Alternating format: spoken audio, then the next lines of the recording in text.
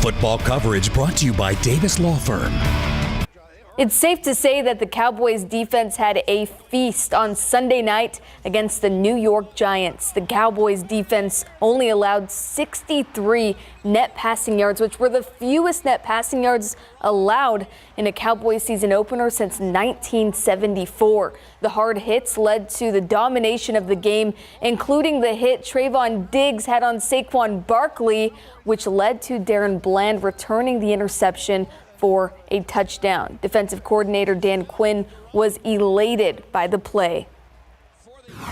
I was really proud of him for that. It was a great hit. I don't think he could time it up any better on the one that Bland got the interception on. So, and then knocking another one out later. So it's really having a mindfulness approach to get the football. So it's part of our game that we really want to emphasize as often as we can without putting ourselves in a vulnerable spot. You know, you can't take a shot when you're going to make a tackle. You make the tackle. You make the hit. And I thought that's what it showed on Trayvon's hit that caused the interception. He wasn't going in there he was going in there to hit. And good things came from that. The Cowboys will host an Aaron Rodgers-less New York Jets team for their home opener this Sunday at 3:25 in the evening. The San Antonio Spurs have decided to waive veteran point guard Cameron Payne nearly 2 months after the team acquired him in a deal with the Suns. In the trade, the Spurs sent a protected second-round draft pick to Phoenix, and in return, they received Payne, a second-round pick, and cash. This move gets the Spurs closer to the 15-player roster limit. Prior to waiving Payne, there were 20 on the active roster. District 14 5A D2 powerhouse Alamo Heights is averaging about 65 yards per game throughout the first 3 games of the season. And the Mules' scoring margin against only district opposition is an impressive 139. Though, even with the Mules' potent attack and suffocating defense, the group refuses to take any opponent lightly. Next, undefeated McCollum awaits the arrival of Alamo Heights, and head coach Ron Nirenberg is preaching staying humble to his group. The cool thing is I don't think we've reached our full potential. We're getting better week by week, and that's kind of the process that we try to implore on our guys is just set the bar the first game and then be a little better the second game. We make sure to respect all our opponents. I mean, at the end of the day, we know it's about us, what we do, we control what we can. We just can't think of ourselves too highly. We need to go in like we do every game, and just it's a new team every week. We need to look at it that way. Last year, the Mules went undefeated in its district schedule and finished the year as regional semifinalists. McCollum and Alamo Heights kick off at 7 this Friday. They average 65 points a game? A game.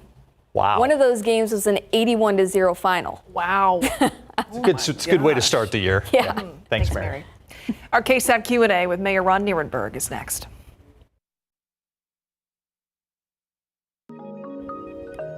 Public safety still very much at the forefront, especially when you have 5 San Antonio police officers that were shot in a number of days. We are joined by San Antonio Mayor Ron Nirenberg, who we talked about this with you last week. Mr. Mayor, thank you for joining us. What is the latest on the public safety talks that are out there? I know there was a town hall last night in District 4 with both the district attorney and the police chief. We talked to finally County Judge Peter Sakai last week, who said that he wants to sit down and form some sort of committee. Have you been having discussions with the county judge? So first, let me just say it's 6 officers, and we are, of course, we have them in our prayers to make sure that they have a full recovery. And again, it's just a stark reminder of how dangerous the job of law enforcement is. But I believe it was 5 officers that were shot, though, and 6 that accidentally shot himself.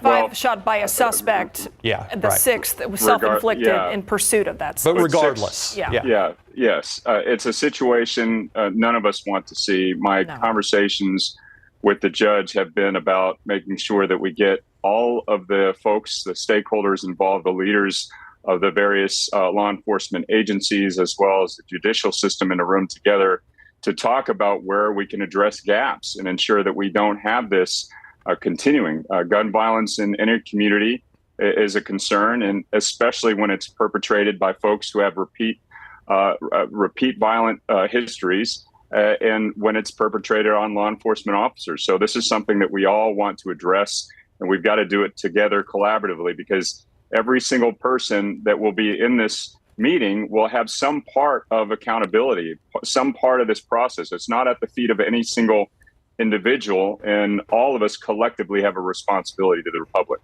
Is time of the essence, though, in this whole thing? Sure it is. Time is always of the essence when we're talking about public safety, but realize that these are systemic challenges that we're facing. I mean, and it goes all the way up through the state and through the feds in some cases with regard to the collective responsibility for public safety. But we're going to do everything we can within our authorities to ensure that we're addressing gaps. And that conversation will include the police chief, the sheriff, the DA, the administrative court, Justice Rangel, myself, City Manager Eric Walsh, and of course, me and the judge who are accountable to this community at large. There's got to be communication between all of those different groups and entities you Absolutely. just mentioned. You know, last night at that town hall that we were just showing video of in District 4, there's another one planned this week in District 7, yes. I believe. It got tense. There were some really heated moments between the audience, the people there from the community who were looking for answers, and the DA's office. The police chief, or the DA rather, the police chief was there. What do you know about the communication happening between the police chief and the DA? And are you satisfied with what you know about that? So, first of all, we can certainly understand the frustrations on everyone's part. I think everyone involved in this agrees that this is an entirely unacceptable situation. With respect to the police chief, look, I can sympathize with him. And when he's repeatedly taking colleagues to the hospital, that's unacceptable. But I have talked to both the police chief and the DA. They are communicating, and they realize that solutions as a community are only going to come about when there is solid, productive communication. So I think they're both focused on that and moving forward together. The reality is we've all got to work on this because all of us find this situation unacceptable, and our responsibilities to the public are such that we have to get together on collective solutions. So we're going to do that, and the judge and I will ensure that we are accountable to the public to make that happen. I want to talk to you quickly. Obviously, this is public safety, something we're going to be discussing every time we see you. Well, let's talk about construction. There's been some concerns about how the Broadway project, the Broadway corridor near downtown, is being carried out. There are some businesses there who say, this is not going to help them at all. How concerned are you about that entire stretch of Broadway basically being shut down? Is that the proper way to do it? Do we need to rethink how we do some of these construction projects when it comes to roadways? Believe me, there has been a lot of discussion and learning over the last few years post-pandemic about how we should do construction projects in a way that minimizes impact on the businesses surrounding and the residents surrounding as well. So I've been getting weekly communications from city management on how they're going to do that. These construction projects, especially on old roads and main corridors like Broadway, are never comfortable, and there's got to be some remediation of the impacts. And so that's what they're committed to doing. And first, I would say that one of the lessons learned from our construction managers over the last few years is you've got to over communicate. So they are doing that. In fact, I would encourage anybody who has questions about particular aspects of the Broadway construction plan to go to BroadwayCorridorSA.com. They are providing up-to-the-date information that with respect to access for businesses and visibility for businesses.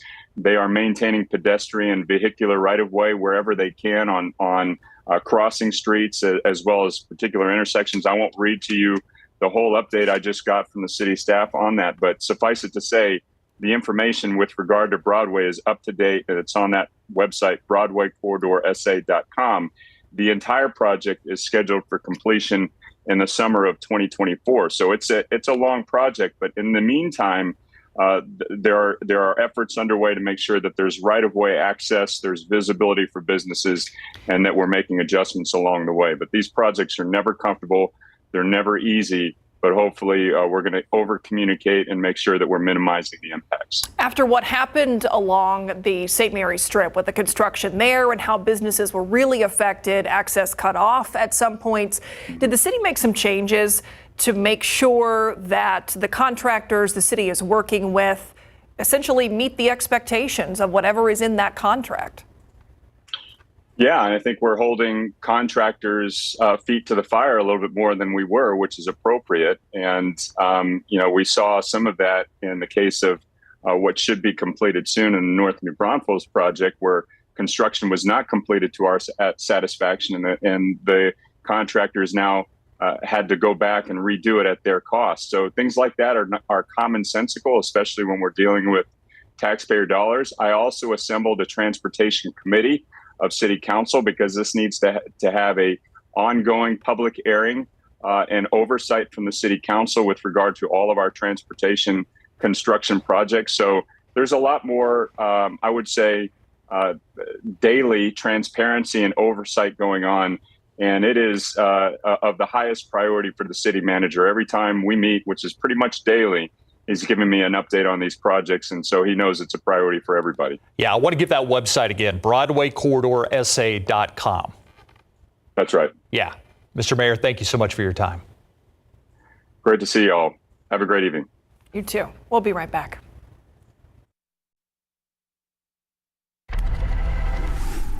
We have an update on the SAPD officer shot 1 week ago today. SAPD says that Officer Jose Bernal Rodriguez was shot while trying to arrest Dominic Rubio on Iroquois Street on the southwest side. We're also told that Officer Rodriguez is still recovering from those injuries. Rubio is now charged with attempted capital murder of a police officer. San Marcos police arresting 3 men for allegedly kidnapping 10 migrants and holding them for ransom. Police say the men planned on taking them to Austin from Mexico. All are now facing several charges, including kidnapping and smuggling. A murder for hire trial began today. John Cantu is accused of being paid $500 by his brother and his sister-in-law to kill Mike Perez over a drug dispute. If he's found guilty, Cantu faces life in prison without the possibility of parole. Also in court, a man taking a plea deal for killing his father almost 2 years ago. Police say Dylan Sales shot and killed his father, Daniel, at their home following an argument.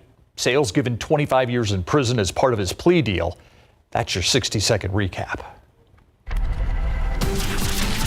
Look outside with live cam right now. It's a pretty picture. Some few clouds out there, but the temperatures, those are feeling much nicer.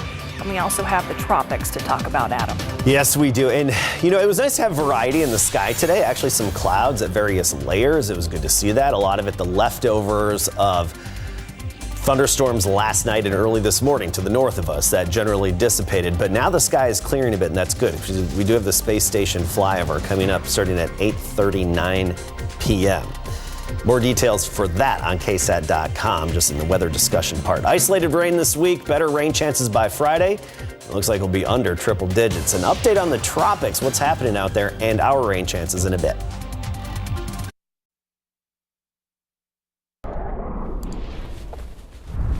All right, so Myra speechless excited with the forecast right now. She remains excited that it's now 91. One? You're welcome, by the way. All these low 90s, you're going to say that for weeks. Yeah, we are.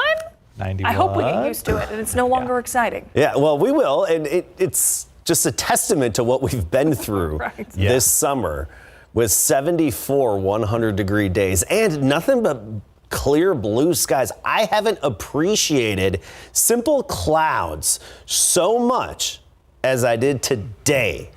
That, I think, says a lot. Just having some puffiness in the sky is nice. Okay, let's take a look at the tropics. We're going to start with that. Then we'll get into our rain chances and even some shocking numbers in terms of highs across the state and departure from average. Now, we've got 3 systems out there. Hurricane Lee, we're going to focus on that in a moment. We've got Hurricane Margot barely hanging on as a hurricane, moving into the north central Atlantic, moving away from land. And then an 80% chance of development from this waving just cluster of storms off of Western Africa. Lee, we're going to focus on because this is the Category 3 hurricane just south of Bermuda right now. Max sustained winds at 115. Remember, this was a Category 5 not all that long ago. But it's moving into the north, just west of Bermuda, into an area where it's not as favorable to sustain a strong hurricane and weaken it as they typically do as they head northward. And it does look like it's going to stay just east of the U.S. East Coast, but possibly even skim parts of Maine by this weekend, potentially as a Category 1 hurricane, and even then affect Newfoundland as a hurricane or tropical storm. The computer models and spaghetti plots have it going pretty much due north there in pretty good agreement. You always have those loop-de-loo outliers you basically disregard. So pretty good agreement there. Hopefully it weakens faster than we anticipate. As for our rain chances around here, no tropical moisture moving in. 20 to 30% chance the next couple of days in the afternoon and evening. By Friday, we're at 40%, looking a little more promising Friday, just with more defined elements to help generate some showers and storms. And these numbers, these percentages will be changing. We're in a messy weather pattern right now that's not very well defined, which means it can change quickly and sometimes with short notice when it comes to rain chances. Just getting the leftovers of a complex, for example, can change things quickly. So check back for updates and check the KSAT12 Weather Authority app. Weak stationary boundary overhead. This little ripple in the upper level flow near El Paso, that's headed eastward and could help boost us past a 30% chance tomorrow afternoon and evening. I don't necessarily think it's likely at this time, so we're not banking on it and we're keeping us at 30%. Looking at the future cast, this run keeps most of the action north of us, and then just some isolated hit or miss activity tomorrow afternoon and into the evening hours. Okay, temperatures today, 95, the high temperature. Yes, it's shocking, I know. And that's with sunshine, 4 degrees above average. You get into the hill country today, 80s. Go farther north, 60s and 70s. Lubbock 70 for the high. Midland, the hottest it got in Midland today was 66. I wish I could say that's some fall air that's headed our way, but a lot of that's attributed to some clouds and even some rain, and of course cooler air on that cooler side of the boundary, but it's not headed our way. We're talking 10 to 20 degrees below average up there. 93 in our neck of the woods right now. Tomorrow we start the day at 75. By the afternoon we're at 94. 97 in Pleasanton tomorrow, Kerrville 89, Castroville, you're looking at 94 degrees. And rain chances right now, it looks like they shut off after Saturday. But again, this will be changing. Check back for updates. Looks pretty good. Thanks, Adam. A very Brady buzz when we come back. In the buzz, a horse got stuck in a pool at a home in Union County, North Carolina over the weekend. The fire department sent out a specially trained large animal rescue technician to save the animal. Yeah, they were actually able to lift the horse out of the water. The horse's name is Lexi. There's no word yet on how she actually first got into the pool. But yeah, that's the look at the size of that lifesaver. All right. Let's talk Brady. Yeah, believe it or not, this groovy piece of real estate sold for below asking price. The home, famous for its exterior, featured on the Brady Bunch, recently sold for $3.2 million. That's nearly 42% below asking. That's not even how much HGTV paid for that property in 2018, before then investing thousands in it for a complete remodel. Yeah, according to the Zillow listing, the home was meticulously rebuilt and designed to replicate the set of the 1970s sitcom. It even features Greg's remodeled attic space. The listing says it's believed to be the second most photographed home in the U.S. behind the White House. Oh, wow. That's up there. Makes sense. Mm-hmm. Yeah. We'll be right back. No Brady pun? I was going to sing something, but I'm not going to say it, you know. That's all our time. Thanks for watching the news at 6. See you on the Night Beat at 10.